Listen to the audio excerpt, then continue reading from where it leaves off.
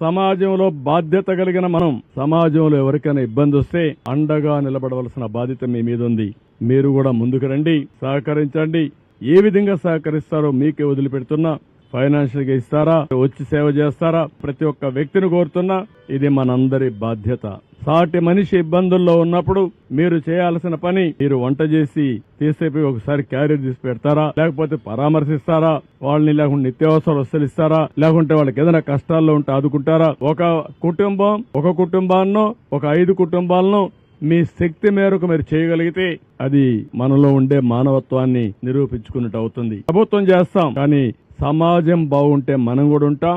అలాంటి స్ఫూర్తికి మీరు నాంది పలకాల్సిందిగా ఈ విజయవాడలో ఉండే వీళ్ళని కూడా కోరుతున్నా, ఇక్కడుండే మీడియాను కూడా కోరుతున్నా. చెత్త రాజకీయాలు వద్దు.